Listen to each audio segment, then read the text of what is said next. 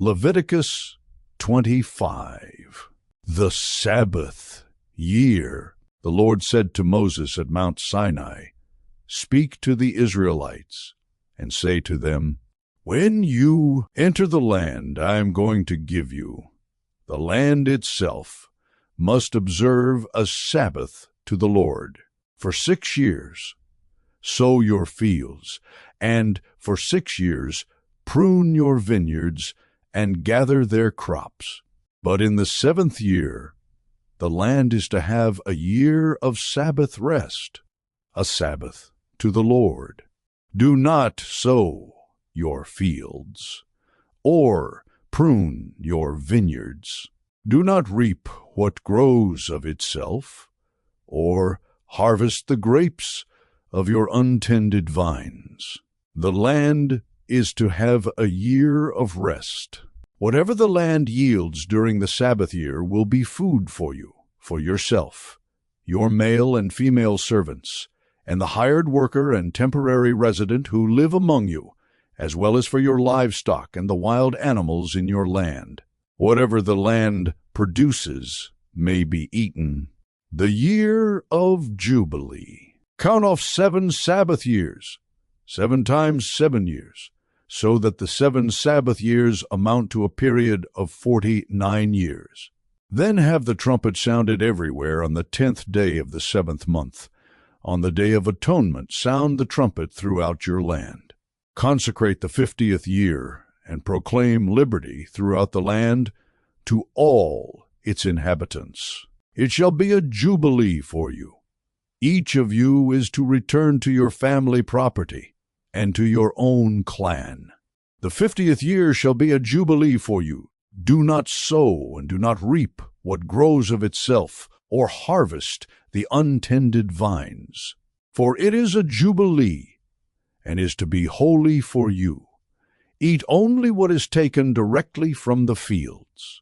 In this year of Jubilee, everyone is to return to their own property.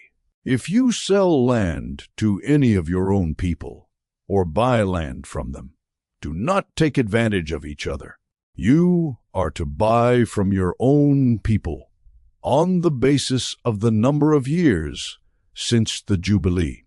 They are to sell to you on the basis of the number of years left for harvesting crops.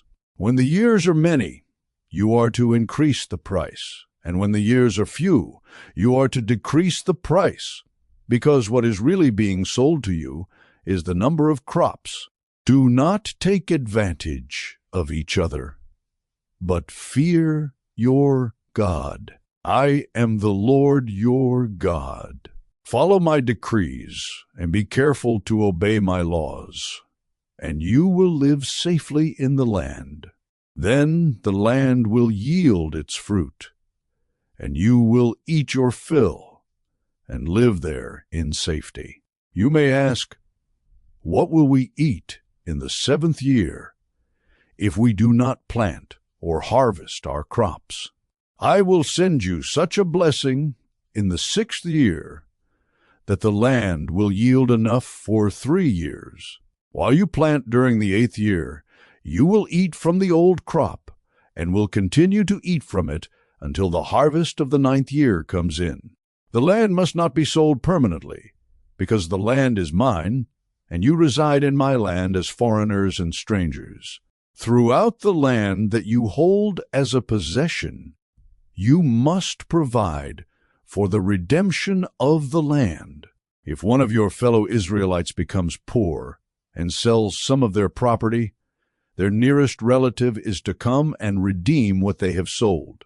If, however, there is no one to redeem it for them, but later on they prosper and acquire sufficient means to redeem it themselves, they are to determine the value for the years since they sold it and refund the balance to the one to whom they sold it. They can then go back to their own property. But if they do not acquire the means to repay, what was sold will remain in the possession of the buyer until the Year of Jubilee. It will be returned in the Jubilee, and they can then go back to their property. Anyone who sells a house in a walled city retains the right of redemption a full year after its sale. During that time, the seller may redeem it. If it is not redeemed before a full year has passed, the house in the walled city shall belong permanently to the buyer and the buyer's descendants. It is not to be returned in the Jubilee. But houses in villages without walls around them are to be considered as belonging to the open country. They can be redeemed, and they are to be returned in the Jubilee.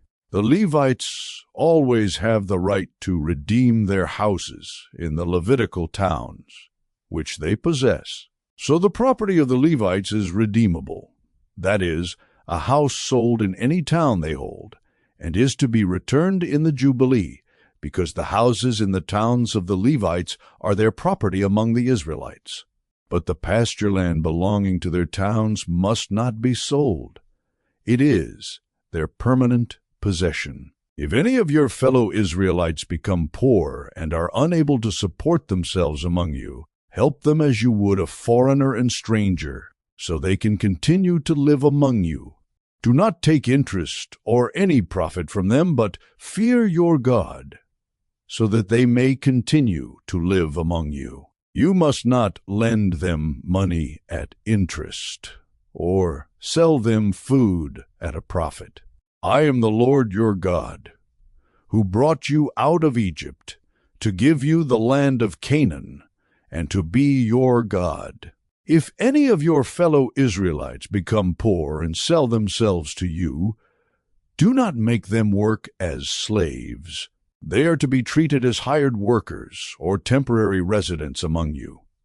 They are to work for you until the year of Jubilee. Then they and their children are to be released, and they will go back to their own clans and to the property of their ancestors. Because the Israelites are my servants, whom I brought out of Egypt, they must not be sold as slaves. Do not rule over them ruthlessly, but fear your God. Your male and female slaves are to come from the nations around you. From them you may buy slaves. You may also buy some of the temporary residents living among you and members of their clans born in your country, and they will become your property. You can bequeath them to your children as inherited property and can make them slaves for life, but you must not rule over your fellow Israelites ruthlessly. If a foreigner residing among you becomes rich, and any of your fellow Israelites become poor and sell themselves to the foreigner or to a member of the foreigner's clan, they retain the right of redemption after they have sold themselves. One of their relatives may redeem them. An uncle or a cousin or any blood relative in their clan may redeem them. Or if they prosper, they may redeem themselves. They and their buyer are to count the time from the year they sold themselves up to the year of Jubilee. The price for their release is to be based on the rate paid to a hired worker for that number of years. If many years remain, they must pay for their redemption a larger share of the price paid for them. If only a few years remain until the year of Jubilee, they are to compute that and pay for their redemption accordingly. They are to be treated as workers hired from year to year. You must see to it that those to whom they owe service do not rule over them ruthlessly. Even if someone is not redeemed in any of these ways, they and their children are to be released in the year of Jubilee, for the Israelites belong to me as servants. They are my servants, whom I brought out of Egypt. I am the Lord your God.